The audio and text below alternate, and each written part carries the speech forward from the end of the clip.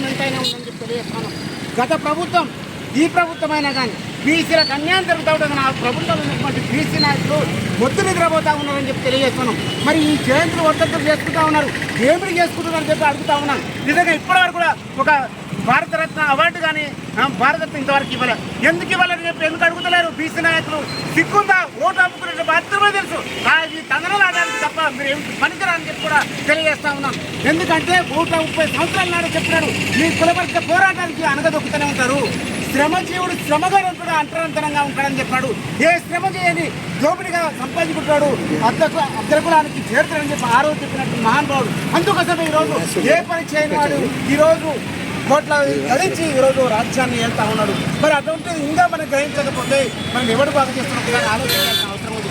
కాబట్టి నిజంగా ఈరోజు జ్యోతిరావు పూలేనికి నిజంగా జయంతి ఉత్సవాలు జరుపుకోవడం అంటే మొన్న జరిగిన బీసీ కులగణలో చాలా అన్యాయం జరిగింది. బీసీ కులగణను గత ప్రభుత్వం కూడా అన్యాయం చేసింది, ఈ అన్యాయం చేసింది ఇప్పుడున్న ప్రభుత్వం కూడా కొన్ని వేల లక్షలు 1 లక్ష మంది అక్కడ తప్పుడు తరగతులు చూపించింది. అలాగే బీసీలకు జరుగుతున్న అన్యాయాన్ని వెనుకెట్టుకోవాల్సిన అవసరం ఉంది.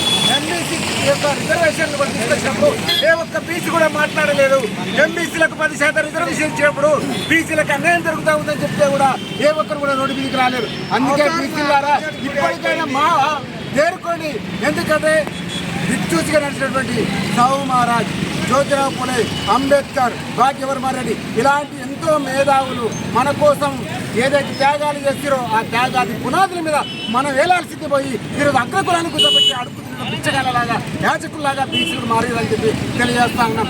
దీనికి అంతటికి ఒకటే కారణం, మారాలి అంటే ఓటు అనే ఆయుధం తప్ప. అది అంబేద్కర్ కనిపెట్టి అంబేద్కర్ ఇచ్చినటువంటి ఓటు హక్కు ఆయుధం మనకు. అది కూడా మనం గ్రహించకపోతే మనం ఖచ్చితంగా ముందు కూడా మన పిల్లల భవిష్యత్తు అంధకారంలో ఉంటుంది.